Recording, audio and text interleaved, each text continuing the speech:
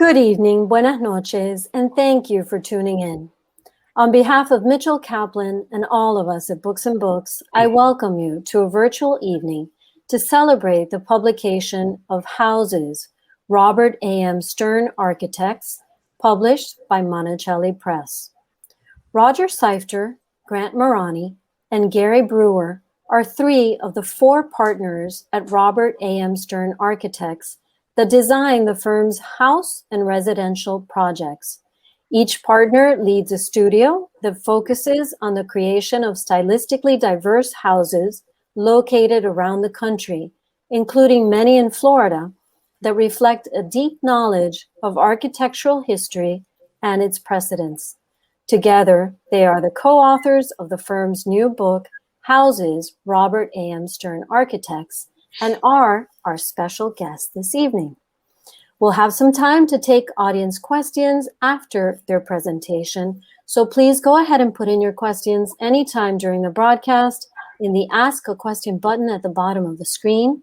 I'll also take a moment to remind you that you can order your copy of Houses from Books and Books below by pressing the green button at the bottom of the screen. Every purchase you make keeps Books and Books up and running, and we thank you for your generous donations too. And now, without further ado, I'd like to welcome our guest to the virtual stage. Welcome. Christine, thank you so much. Thank you so much. It's a pleasure to join the Book and Book Club evening. And I just want to say on behalf of my partners, Roger, Seifter, Gary Brewer, and unfortunately, Randy Correll cannot join us tonight, but we really are delighted with the opportunity to walk you through some of our houses this evening. And next, please. And I just want to say that we're no strangers to working in Florida.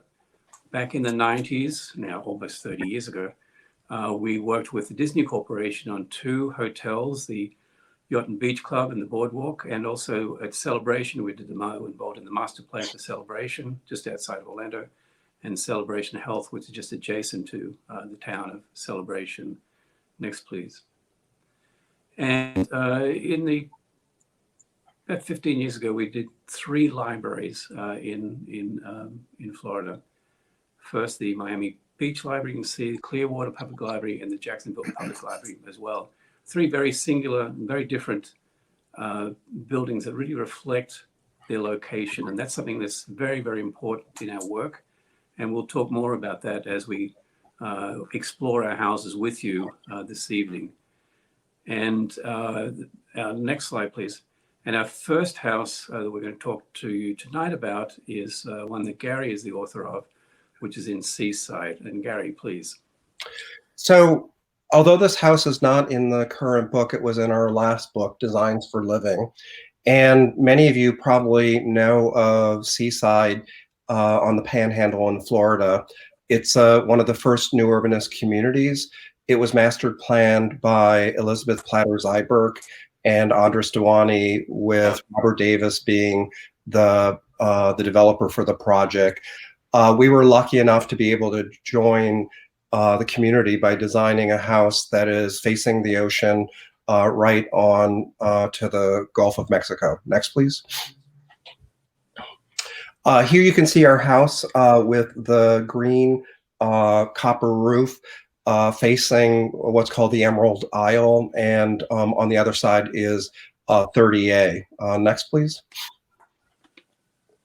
So when we came to Seaside in a way is a bit of an architectural playground. It is inspired, I would say, by American communities from the turn of the century up until the 1920s. It's a very walkable. You know, our question for ourselves coming late to the game was, what should our house look like? And we looked towards European precedents. We looked at Schinkel. We looked at Alexander Greek Thompson. We looked at Pleshnik to kind of combine that with a beachy vernacular. As Andres Duany says, we were bringing new DNA to the Panhandle. Next, please. So here you see the entry with a single column, which is a motif that happens around various sizes of the house. It's much like a townhouse in its planning. And here you can see the entryway with custom light fixtures that we designed. Next, please. I'll take you on a tour through the house. Here you enter in on the side of the house into a ground level stair hall. Next, please. And at this level, we have 3 bedrooms. 2 of the bedrooms face a screen porch. This is a view of one of the bedrooms. Next, please. And then the second bedroom that faces the screen porch. Next, please. And then the screen porch, we designed hanging day beds and custom light fixtures here as well. This project was not only RAMSA architecture, we did the interior design and we did the landscape as well. Next, please.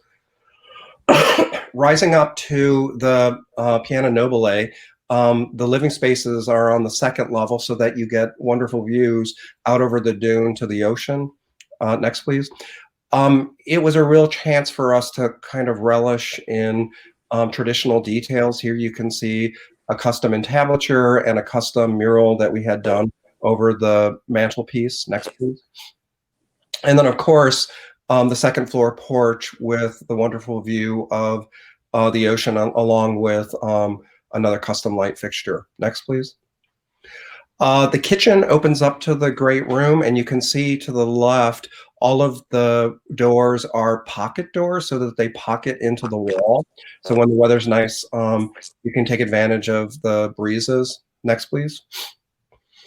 So on the right-hand side is the stair landing, and on the left-hand side is the stair that takes you up to the second level. Next, please. And once at the third level, you land at a stair landing. You're looking back towards the town of Seaside, and again we have pocket doors here, and the entire third floor is dedicated to the principal bedroom. Next. And the principal bedroom has a view out over the Gulf with a built-in window seat and a shaped tray ceiling, and again with a single column motif. Next. And then tucked to the side is a 5-fixture principal bath that also has views of the water. Next, please. And then at the top of it all is the principal bedroom porch that with the singular column supporting the roof and the diagonal views up and down the Gulf. Next. Thanks, Gary. As our practice and our designs are based on research and precedent, we learn and adapt from historic examples for every project as they apply to the specifics of our client's program and the project's context. In the case of this house on the New England coast, the program and the local height restrictions led us to design a low-slung structure of about 11,000 square feet, and from one level. When we did the exterior, we looked at the local wood and stone traditions of vernacular farmhouses and also more sophisticated shingle-style cottages. So we included flared walls, bracketed porches, and sweeping shingled roofs that tie the composition together. We were responsible for the landscape and interior design, as well as the architecture for this project. And as such, we were able to share a total vision with our clients and have it materialize. Next. Next. The layout of the house was inspired by English arts and crafts butterfly plans of the 19th and early 20th centuries. So for example, like E.S. Pryor's The Barn on the left, we have a central living hall with the dining room and, in our case, the library in splayed opposing arms. The entry gallery in our house opens directly to the living hall and leads to the primary suite from one end, and from the other to the family room, kitchen, and to more bedrooms. On all sides, the projecting wings frame views in different directions from inside the house. They also make what is in fact a fairly large house seem smaller and more intimate, since from any one side, you don't get a real sense of the overall size. Next. Here's the view from the south. The gable dormers bring light into the upper part of the living hall, and the islet dormers to either side light the open porches. You can see how the sweep of the roof on this side screens out all of the primary bedroom wing on the right, and a good part of the rest of the house on the left. Next. The covered porches filter sunlight to the inside and also provide active transitional areas between the interior and the outside. Like our shingle-style precedents, the porches establish a thick perimeter zone that organizes the exterior and allows the more anecdotal expression of the rooms behind them, like the end bay of the double-height library on the left. Next. A second-floor guest suite is tucked under the roof of the children's bedroom wing, with a private balcony that's mostly recessed within the building mass. All around the exterior, we treated wood shingles like a flexible membrane that's been draped over the frame of the house. It negotiates swales and smooths out angular transitions in the plan. Next. So the circular breakfast room with its candle snuffer roof swells organically from the family room behind it. And as it breaks out from the main block, the move is softened by the pergolas to either side. Next. Inside, we took advantage of most rooms being on one floor, with shaped or just plain high ceilings that go up into the volume of the roof. Here, the entry gallery opens onto the living hall, which is a big room with a fireplace at each end. Its ceiling is pierced on two sides by dormers that I mentioned before. The walls in all of the public rooms are paneled with planks of wire-brushed and whitewashed oak, which along with the decorating diffuses any sense of formality that might creep in. Next. Except, that is, for the library, where the walls, ceiling, and casework are all of waxed pine. They make it a warm retreat between the living hall and the deep porch at that end of the house. Next. The planned counterpoint to the library is the dining room. It's an oval space with a domed ceiling. Here, the owner's interest in contemporary lighting as opposed to traditional fixtures, is on full display. The sconces are by Neve Barry and the pendant is by John Procario. While the owner's kitchen in the city is closed off from the rest of the house and manned by staff, here it's a center for activity with an open flow into the family room, but it's still manned by staff. Next. The window walls of the family room follow the curved paths of two of the radii generating the overall plan of the house, and the splayed pattern of ceiling beams mediates between their two arcs. The informality of the space is emphasized with board and batten detailing for the oak paneling and a massive rubble stone fireplace. Next. The pool and its shelter are set in the clearing in the woods a quarter mile from the main house. The pool house is a simple gabled building open to the weather on three sides and whose structure is fully expressed in the ceiling. You might say it embodies a return to this project's rustic roots. Next.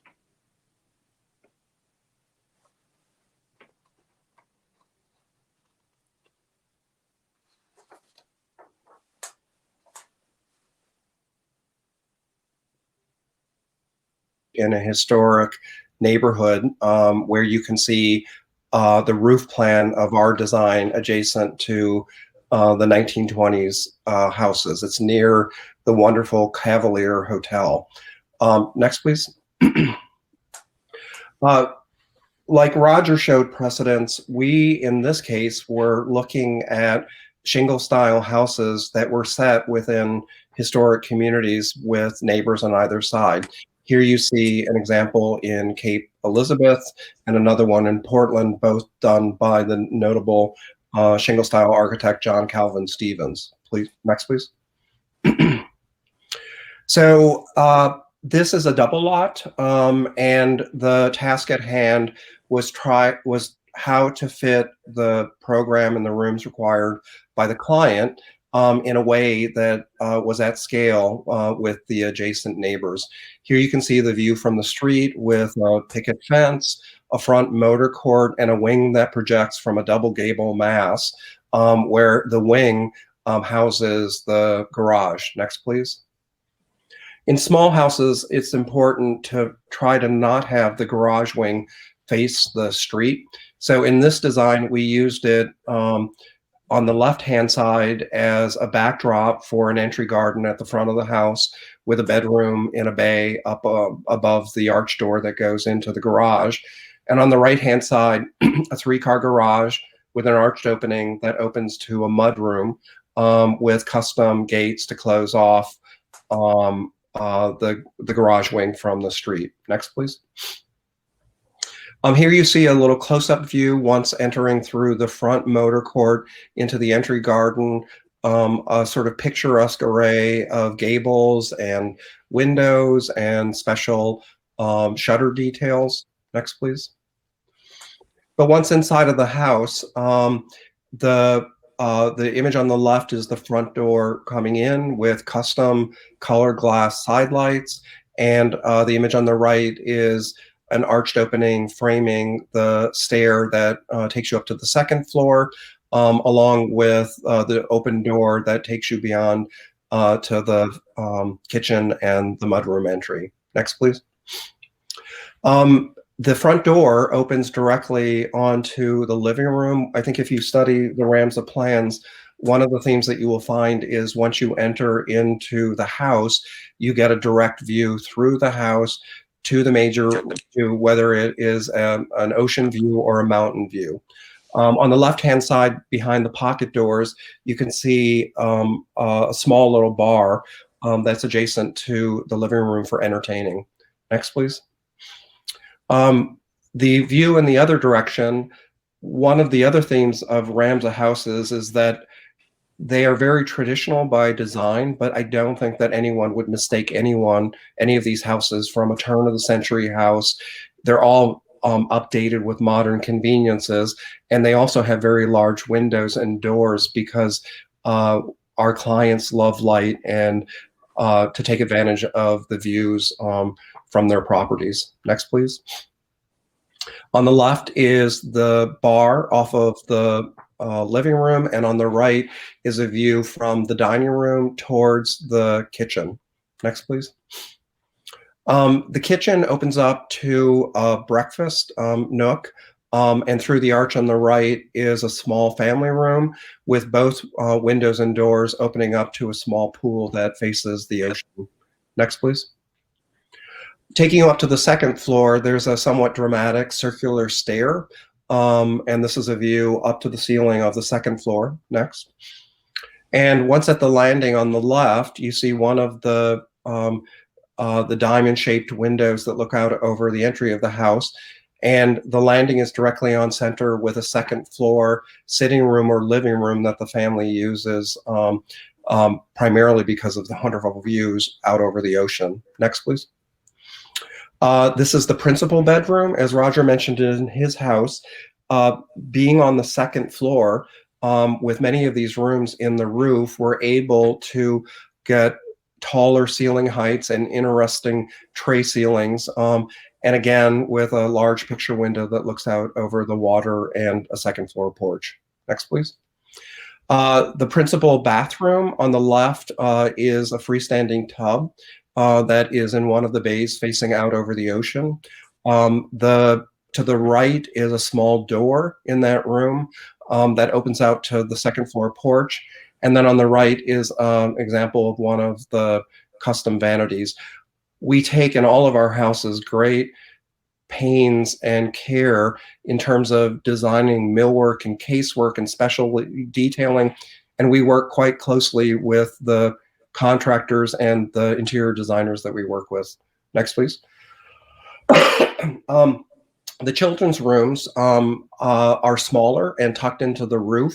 And so here you can see a couple examples of how we take advantage of the shaped roof to give interest to each of the rooms. Next, please. And then going out to the outside, on the left-hand side is a small pool that faces out to an open terrace. And on the right is the large porch that is below the main mass of the house, looking out over the water. Next, please. And then up to the second floor, off of the principal bedroom, is a second floor porch to get the panoramic views of the water. Next, please. And then for a house like this and many of the houses that we do, it's all about the connection from the porches to the natural landscape and the views beyond for the enjoyment of our clients. Next, please. Thanks, Gary. So this project is a renovation of a house that we originally designed for different clients 20 years earlier. The new owners had built a house for themselves on KIAWAH Island with other architects, but had always liked this one, which they knew from walks along the beach. So when it came onto the market, they snapped it up. The house was originally built on a double lot wide enough so that nearly every room faced the ocean. And our new clients added a third lot that gave them enough space for a tennis court on the landward side. When the current owners first came to us, their program was limited to adding a room for entertaining alongside the pool and a small office for him, updating the kitchen and opening it to the family room. This is how those alterations took shape on the outside. The pool room and office are in a new wing to the right behind an existing pergola. While the addition assumes the detailing and proportions that preceded it, we wanted it to be recessive in its scale and its positioning so it wouldn't compete with the main house. Next, please. As a little background, when we first designed the house, our historic precedents included the architects McKim, Mead & White's cottages for the Montauk Point Association on Long Island, and specifically for the center gable pierced by its chimney, their house for James Hampton Robb in Southampton. On the right is the entry side of the house shortly after it was completed. Next. The before and after plans don't give you the full sense of the ultimate scope of the renovations. The toned portions on the after plan show the pool room addition at the upper right and its new connection to the main house, and the new kitchen opened up to the family room. But our initial assignment quickly grew so that we ended up touching just about every inch of the space. We replaced all of the systems and the controls, redid all of the bathrooms, and upgraded the finishes in every room. We also gutted the third floor entirely and replanned it as a guest family suite with a parent's bedroom and a bunk room for the kids. Next. In 2002, the house's original landscape was a bit of an afterthought. For these renovations, we worked with the landscape architect Cindy Klein of Weddermer & Klein, who gave the place a low country feel that's both formal and casual, starting with the new gates and Carolina brick piers, an elm tree-lined gravel drive, and a square motor court surrounded by native grasses. Next. Like the Robb house, this one is wrapped by a porch at the main level, deep enough to cut the killing sunlight and heat from entering the first floor rooms. Due to federal flood guidelines, we set the first floor some 8 feet up, on top of a shingled plinth, giving it an unobstructed view across the dunes to the ocean. Next. From the very beginning of the renovation, we worked with the interior designer Tammy Connor and her crew out of Charleston. Tammy had a long-standing relationship with the owners, and she was our client whisperer in all matters of design throughout the project. Tammy also helped us to assess the original design and its finishes dispassionately so that the architectural improvements were made intelligently and organically. Our shared intent was to obscure any distinction between the original design and the renovations that we made. So here's the main stair hall, which opens directly off the entry hall and lets out onto the porch through French doors. In entertaining mode, guests can walk a circuit between the inside and outside, from the front of the house and around to the back, and inside again through doors to the living room. The beam ceiling of the entry hall continues uninterrupted into the living room. Next. Which you see here, along with a view of how it was decorated before. Here we got rid of a window seat in the corner bay and brought the windows down to the floor. This made a huge difference as it changed the space from one focused entirely inward to one with a great deal of connectivity with the outdoors. Next. The living room begins a sequence of principal rooms strung together on the main floor and parallel to the shoreline. Next is the dining room and how it looked originally. When we first designed the house, we detailed a strapwork ceiling in this room to break away from the beam ceilings around it. We kept that, but lightened up the room by removing its wainscot and freeing up the walls for Tammy's hand-painted covering. Next. From there, we go through the pantry to the kitchen. The original space was suited to a far more formal lifestyle and could be completely closed off from the spaces around it for the owner's staff to work in out of sight. The new kitchen is about the same size, but it's out in the open for everyone to use freely. It's an integral part of the family end of the house. The open pattern of ceiling beams continues into the family room proper and adds to the two spaces reading as one. Next. As I said, we wanted the new pool room wing to recede. It repeats the elements and details from the main house, but has a more intimate scale that doesn't overpower the pool. The pool room is at the center and is toplit by dormers. A hidden stair reaches the office behind the dormer to the right. The pergola was there to begin with, but taken apart and rebuilt so that its column spacing centers on both the pool and the new wing. Next. The pool room is made up of two spaces, a double height sitting area with a fireplace at one end and an alcove at the other end for billiards. Whitewashed cypress planks on the ceiling, like you know you're in the South. The room also serves as a movie room and can be fully room darkened as a screen comes down from the ceiling. And when the window wall towards the pool folds completely out of the way, the room acts as an open porch or loggia behind the pergola. Next. Here's the new wing in its immediate context. The gabled end of the main house does a good job of blocking the worst of afternoon sun, and the pergola screens a new addition so that when you're lying on one of those chaises, you don't feel as though it's looming behind you. We set the pool and deck down a few steps in order to clearly delineate an outdoor room. In fact, this sets the pool and its activity below eye level from inside the house so that the ocean view is uninterrupted by anything in the foreground. Next. Thank you, Roger. Sorry all that I had to disappear for a moment, but our 19-year-old cat started meowing profusely, so I had to excuse myself. So anyway, so it really is now for My dog something is totally locked up in different. a room somewhere. So anyway, now we're moving to Singapore. We have done a number of houses overseas, and this is one that we completed in Singapore about 10 years ago.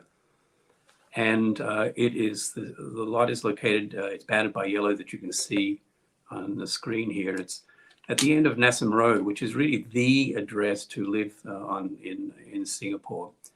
And overlooks the Singapore Botanic Gardens, you can see to the left. And it's really cheek by jowl with its neighbors, as you can see to the right. Next, please. And when we had our initial discussions with our client, I should mention that they had another architect who will remain nameless design a house on the site, which they figured was totally unfurnishable and really not appropriate for the lifestyle that they wanted to lead in their new house with their young children. So we looked to two sources of inspiration. One is the black and white bungalows of Singapore, which are really quite beautiful. This one's a little bit more formal than many, but it's really quite pretty, the one on the right. And then also we looked for formal ideas from the work of Boise, who's one of my favorite architects, who has a very playful but rigorous approach to his work. And Norley Grange was the precedent you see here. And as of late, it's made the Netflix screens on the Dig. So you may be familiar as a backdrop to that Netflix series.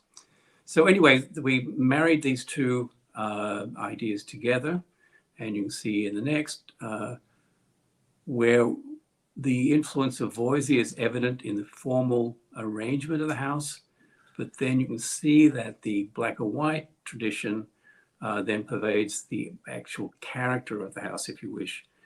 And then we added some other little bits and pieces, as you'll see as we go through the images here. But it has quite a presence on the street. And so here you see the plan of the site plan. Basically, the main house is an L shape, which hugs the west and the south parts of the site. There is a guest house which plugs the corner in the northeast side of the lot. And then at the east side, there's what's called a veranda, which is a large outdoor space, covered space, which I'll explain to you in a moment. But the house is very simply organized around axis and cross axis. And it has a discipline to it, which makes wayfinding around the house very, very easy. And also the way that we arrange the circulation along one side of the house allows for constant views back out towards the courtyard. And that planning principle continues on the floor above, is to the right, where the main suite of the house, the principal suites are to the north west of the house, the stair hall in the middle leading to a gallery overlooking the courtyard, as I mentioned, And the long bar along the length of the south of the property, that's the children's wing. And in the middle is their family room, which overlooks the courtyard and on axis with the courtyard and the pool beyond, which I'll show you presently. Next, please. So here you see the motor court. There's quite for Singapore, there's quite a steep incline across the side of around 10 feet. So we had to raise the house up a little bit so we could tuck in a 12-car garage in underneath the house. You can see the little London taxi cab out front. And so you can see we borrowed elements from Boise again. And really, this is done in a beautiful stone that we discovered in China. So we were able to reuse some stone from there. And then we have used granite elsewhere, and then stucco, of course, for the main body of the house. And then what looks to be black for the black and white is actually a very deep hunter green. The black would have been too much in the sun in Singapore. And you can see here we have, talking about Singapore, you can see here the very deep eaves that we have here to give some sense of shade and to cool, make the house feel cooler than it actually is. Next, please. And once we go indoors, the more of the black comes through, and this is where we worked with Anushka Hempel. Her hand is evident throughout the interiors, but we work closely with her office in creating this really quite striking interior. It's a little bit not what you'd expect coming into this house, but it really is quite refreshing on arrival. Next, please. Now we have walked down that gallery to the principal living room, which overlooks the swimming pool, which I'll show you in a moment. And from here, this room leads to his office and recreational area, shall we say. Next, please. Which you can see here. He's an equestrian sort of person. He plays polo around the world 6 months of the year. And he comes back and he has his own polo room here, as you can see here. So there's a place where he can meet with friends on the right, and another place where he can have drinks and discuss stories about polo and the like. And the materials change here because this is more of his room rather than their room as a family. Next, please.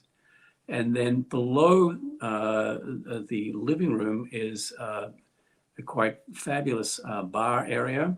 As you can see, it looks out into the pool, which you'll see in a moment. But this is a scene of very many parties, I can tell you. And they very much like to entertain, both during the day and the evening. And this is one of the many entertainment spaces they have in and outside of the house. And next, please. And the veranda that I mentioned before, this is really the main place to entertain during the day, where you can get breezes through the open-sided enclosed, what we would call a porch. There they call it a veranda. And this veranda can accommodate 30, 40 people for drinks and the like before they have more cocktails or whatever around the pool. And this view is towards the guest pavilion, which you can see directly in front of you with, again, the Boise references in the two eyes, the two round windows to either side of the door to the guest pavilion. Next, please. Now we are standing on the left in the walkway which connects the main house to one of the guest rooms, and we're looking across the courtyard through another walkway to the area which houses the pool, and on the left is the main house, and on the right is the guest pavilion. And you can just see a sneak view of the end of the veranda to the right in the left image. And then on the right image, you can see a view here looking back towards the kids' wing, the family wing, and back towards the main house on the right. Next, please. And now we are looking at the guest pavilion. This is their main entertainment area for evenings, for dinners and the like. And we have very anthropomorphic facade you can see here for the guest pavilion overlooking the swimming pool. And if you look to the right, you can get a sneak through the archway there back towards the veranda. So for entertaining, there's a myriad of places for them to entertain their guests, inside, outside, covered, uncovered, and the like. It's really quite a spectacular place to be in Singapore. Next, please. And here you see a view down the axis of the pool, which leads to the axis of the courtyard and the family wing beyond. And you really get a sense of the enclosure and the making of an outdoor room with these two wings of the guest pavilion and the main house here, creating a wonderful room that this family who loves to entertain has really come to be in love with. Thank you. Thanks, Grant. Closer to home, we've often designed houses in regional styles as well. Both of these last two projects are in Florida, and this house in Fort Lauderdale hews closely to Spanish colonial revival precedents from the early 20th century, and which appeared all around the country during that period, but especially in the Southeast and the Southwest. The Las Olas Isles district was laid out during the 1920s land boom. It's characterized by a network of narrow canals branching off the New River and the Intracoastal Waterway. The original houses were relatively modest craftsman and Mediterranean bungalows, but most of these have been replaced with more elaborate houses, many of them too large for their lots and in every conceivable style. With this house, albeit on a double lot and with a fairly generous program, we turn to the area's forgotten architectural roots. Next. We designed the house with a sinuous plan that curved and inflected so that views from inside were directed obliquely across the adjacent waterways, rather than directly towards the neighbors. The curves also make walking through the house especially dynamic, elevating it from an everyday experience to one that's more engaging and memorable.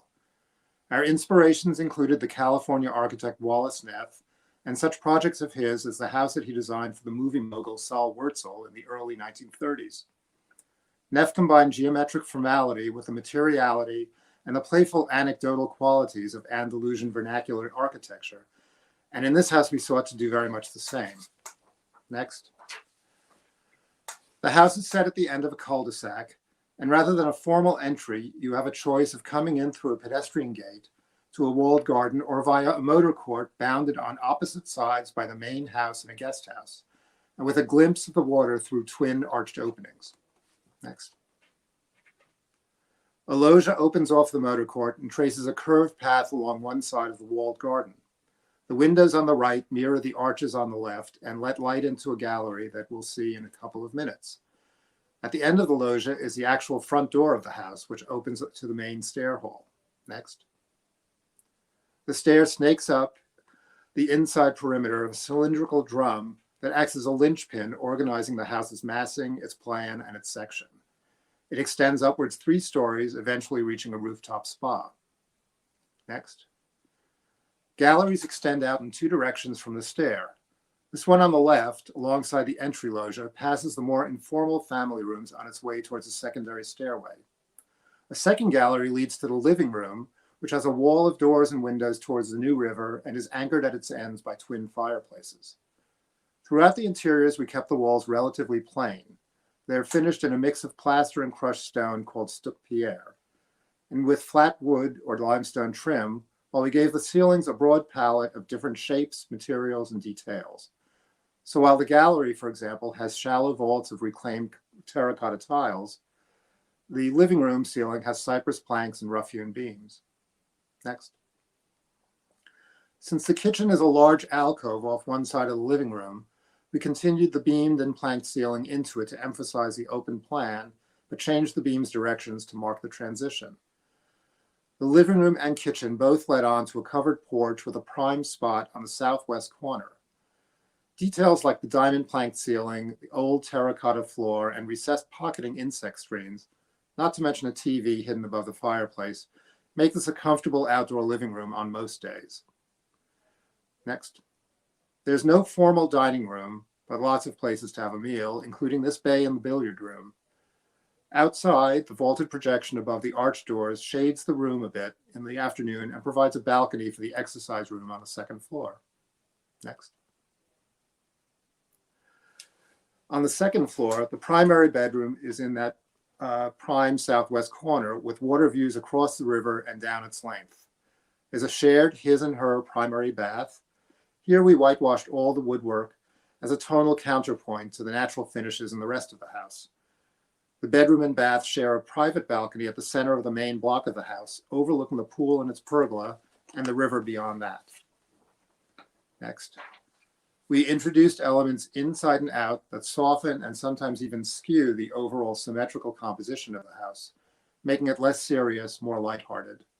So, for example, the outdoor stairway to a second floor guest suite cantilevers off one end in a sculptural gesture, while its iron railing is literally draped along its descent. Next.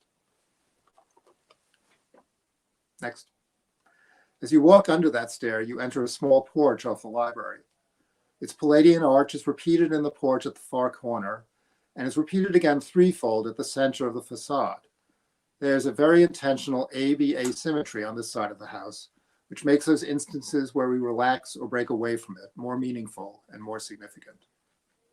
Next. About 180 miles northwest of Fort Lauderdale, and a very, very, very long 3-hour drive, is Mountain Lake Estates.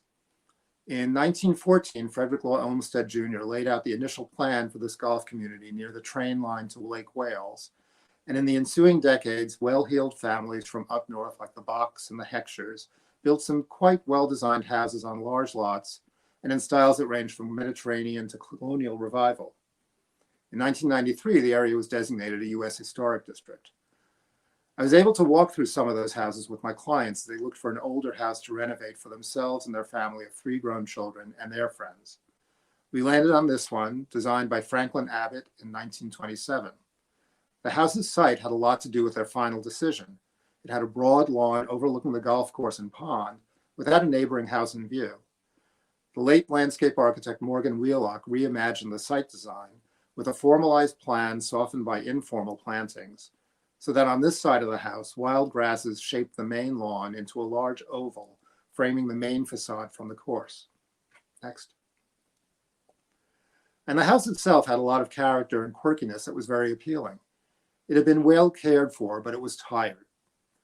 It's clearly Mediterranean, sort of French, I guess. And for the most part, it's one room thick, so that most of the spaces inside had multiple exposures and very, very good cross ventilation. Since it was built before air conditioning, most of the windows were mingy by today's standards to cut down on heat gain. The second floor was a warren of small bedrooms and not enough bathrooms, and the kitchen was cut off from the rest of the house. There was no place to have an informal meal or to watch a game on TV, and there was no pool. But the house did have very good bones. Next. Here are before and after plans of the main floor. Franklin Abbott modeled the house after a Provençal farmstead with 3 wings wrapped around a motor court, entered through a porte cochere. The guest rooms on the far left are lined up like horse stalls behind an open-air loggia. They even have Dutch doors to underscore that imagery. The shaded areas in the after plan on the right are entirely new, including a new and expanded kitchen with an adjacent family room and a second stair, and an enlarged screen porch off the dining room, and a pool bounded by a guest wing and a pool house with a connection to the main part of the house through Abbott's original sunken garden. We also gutted the primary and secondary bedrooms on the second floor. We reconfigured them with new and more bathrooms. And of course, all of the systems, the air conditioning, plumbing, electrical, were completely re-engineered. Next. We were fortunate to get hold of a set of photographs of the house, taken shortly after it was first built. These gave us clues to some of the original finishes that had been removed or obscured, as well as the original landscaping. More importantly, the old pictures convey a sense of exotic romance that we sought to recapture. With Morgan Wheelock, we designed a new motor court, modeled after the original, but to accommodate SUVs instead of Packards. The view on the right also shows the larger windows and doors we installed throughout, and also a glimpse of the restored clay tile roof. Over the years, the original green tiles had been replaced with asphalt. We uncovered a small stretch of them on a garden wall and traced them back to the Ludovici Company in Ohio, which was able to recreate them. Next. Here's the stair hall around 1930 and now. It had all the makings of a great silent movie set, including a Turkish corner and an organ loft. We restored the tile work and the iron balustrade, but chose not to install an organ. Next. The living room before and after. The decorating, by the way, is by Buzz Kelly, the new decorating. Underneath the wall-to-wall carpeting, we found a wonderful tile floor that flowed into the space from the stair hall. And in the far wall, we opened a third arch between the two flanking doors for more light and more connection to the screen porch and the sunken garden beyond that. Next. The dining room is opposite the living room. It's entered in a somewhat awkward way from the stair hall, first up a couple of steps to a landing and then down 2 steps. We thought about shortening the landing for an easier flow into the room, but decided it would compromise the architecture of the stair hall irretrievably and rationalized that this was one of the quirks that made the house so endearing. Next. From the dining room, you enter the kitchen and the family room. This end of the house was completely rebuilt and has a more rustic and informal vibe than the more public rooms. The shallow plaster ceiling vaults and the reclaimed timber beams give the space the feel of an old utility area that's been repurposed for modern use. This is Florida, so all the porches are screened. What was originally a second floor sleeping porch was expanded so that the entire family could take in the evening breeze before turning in, when there was a breeze. On the right, you can see how the porch sits against the main facade of the house. And also we replaced the way too small windows in a good part of the second floor with to-the-floor French doors and balconies. Next. The porch beyond the living room and the primary bedroom above it overlooked the sunken garden. Here we restored Abbott's tile work and his water features, including the submerged papyrus bed at the center. But Abbott's garden was a dead end. To relieve that, we opened an arch in the garden wall onto the pool court. Next. We modeled the pool house after a granary that you'd find on a farm in the south of France or in Italy. It's basically a big open room under a shed roof, flanked by a changing room and a kitchenette. The 3 arches in the sitting area mirror the arched doorways in the guest bedrooms at the opposite end of the pool. It's a definitive conclusion architecturally to the sequence of outdoor rooms surrounding the house and which begin with the motor court. Next. Next. And this last image doesn't really add to what I've already said, but what's better to close with than a night sky in Florida in April? Thank you.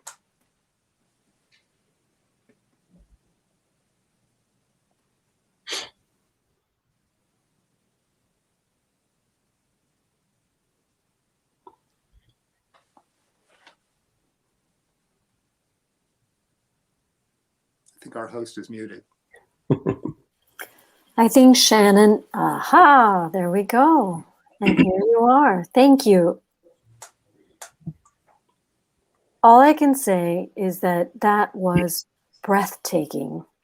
Oh my God, every house is more sumptuous than the next. They are just gorgeous. Thank you so much for a brilliant presentation. So we have a few questions. I do want to remind everyone who's watching that you can post your questions at the bottom of the screen where it says ask a question. We already have 2 questions. Let's take a look. So what makes Florida and the houses you design in Florida different from other places you work?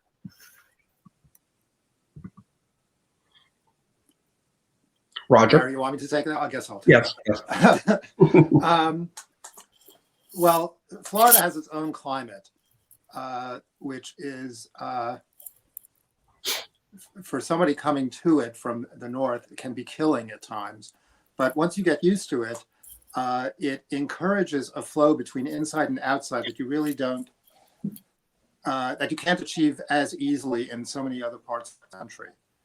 And there's also, I've noticed, a lack of contour to the land in Florida, which can work to one's advantage by making the horizontal flow through houses all the more strong. I'd also add to that that, you know, from the 20s with the development of the areas in Florida, that there's a certain kind of fantasy or romance about being in Florida architecturally that is quite different than other places in the United States. And I think that we see that whether you're working in Seaside or outside of Miami. Okay, thank you. At what point in a project do you usually start working with the interior designer? Ideally, we start at the very beginning. When we show our clients the very first concept plan, that plan is furnished. The architects usually do the furnishing plan themselves. We've done enough of them that we really do know how to furnish a place. But as the plan is developed and fairly early on, it's best to bring an interior designer in because they have ideas, their own ideas of how a space might be used, and commentary on how windows are spaced and their sizing and proportions of rooms and finishes. And it's better to get that input sooner than later so that the entire process is collaborative from the start. Okay, thank you. Next question. Do you find yourself repeating motifs or details across projects? If so, how do you keep it fresh? Grant? You give me the difficult one. I think that, of course, we all have our own way of doing our details. Roger and Gary and Randy, they do details that are different from each other and from me. But I think that's one of the tests in our office is we always challenge ourselves to make things really particular to the place and also, most importantly, to the client. It's a dialogue that we have with them. And they see things in our work that I may have a client that likes something that Roger's done or Randy or Gary, and then we work together to make it theirs in the end. We always try to make whatever design we have, something that's specific to a particular client and place. I would also add to that that the other way of looking at it is not that we're repeating, but we're learning the language of traditional architecture. And, you know, we build on the shoulders of the architects that came before us. And we also learn from each other. So if you look at the work that the office had done maybe 25 or 30 years ago to where we are right now, you know, we've learned and have been expanding, I think, on the language of and the detailing of traditional architecture. How has the COVID-19 pandemic changed the way you approach building homes? Do you find more demand for fresh air, windows, etc.? One thing I've found is there's a lot of the clients who work, who traditionally work outside the house, have learned that they actually don't mind working in their houses, away from their offices, and want to make that environment better and more comfortable and more inviting. So the home office, which is a very broad term, it could be anything, has sort of taken on a life of its own and become a major aspect of any house's program now. In fact, for the house in New England that I showed, the client who holed up there through a lot of last year approached us during the year and said he wanted to build a separate office for himself. So we're now doing on the property, since he has 50 acres. So we're now working on that as a separate building as part of the farmstead. Great. Let's see what else we have here. Does feng shui get considered? This person says that they see a lot of missing sections on the footprints. Since I deal with most of our work in the Far East and Singapore, and we do deal with feng shui and work with our clients constantly, making it work. But feng shui is very interesting because many clients, they will hire a feng shui specialist, and then if the feng shui specialist disagrees with what the client wants, they fire the feng shui specialist and get another one that agrees with them. They get what they want. They get what they want. But we're always very aware of what the feng shui issues are in a house. And there's some things not always so obvious to us, but we work with them, and they can be fun. Actually, they can actually help bring a certain nuance, a certain gives the house a certain character that it otherwise would not have had.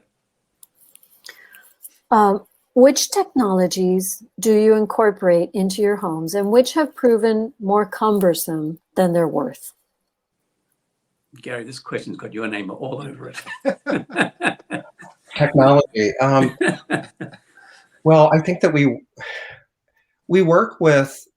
I mean, our houses look very traditional, but what you don't really see by looking at the beautiful photos is that they're completely up to date with the technological requirements that clients, want in a house. And so, they have all the mechanical and heating, but we often work with AV consultants. There are families that want TVs in every room. But it never, whatever technology we work within to a house's design, we never let that take over the basic architectural ideas and planning and detailing. We work it in, but we don't really show it off. So someone is saying the pocketed exterior doors on the seaside house are wonderful, are a wonderful way to have clear openings to the view. With the windstorm issues in Florida and on the seacoast, how do you address blowing water infiltration? And what sliding pocketing door manufacturer did you use? The windows and doors for that project were produced by Zolik. And in many of the places that we build, not only in Florida, there are quite stringent hurricane code requirements.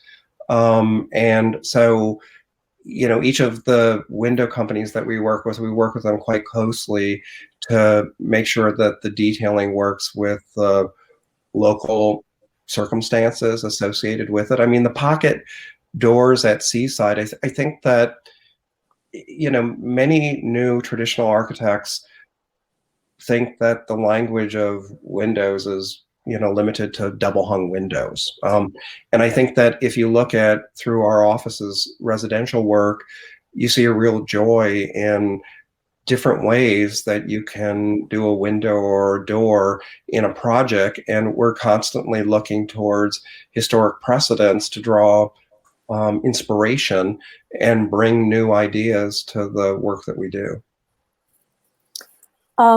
So I have a question of my own, and it's about the book. How long did you work on it? Can you just tell us a little bit about the genesis of it, like how it came to be? It took us a year, guys. Is that true? Roughly a year, yes. Yeah, yes. about a year. And I would say most of that was done, 2/3 of it was done after the office closed and we started working remotely. And it was planned as a continuation in some ways of our book Designs for Living, which was published in, I think, 2014. Essentially bringing the public up to date with what residential work we've done since then. We decided to broaden the palette a bit by including apartments, which were not included in the first book, which gives a broader sense of what we do. And I think we also had more, we basically have more entries than we did in that earlier book, maybe because we've been busier.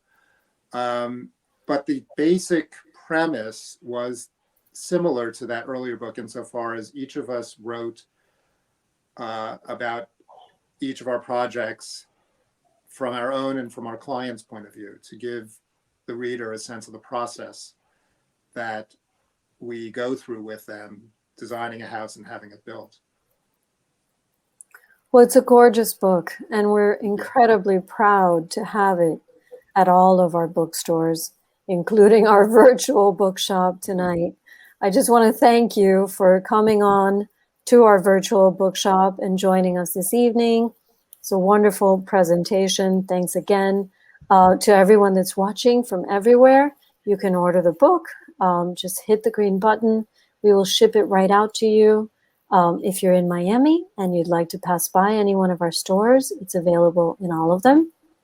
And I hope that we will get to see all of you in person someday soon. So do we. We thank you very much for joining Thank you, us this Christine. evening. Thank you. Thank you, Christine. Thank you in the audience for listening to Yes, us tonight. yes. Thank you. Good night. And buy the book for B&B. Thank you. Thank you for that. Right. Okay. Bye-bye.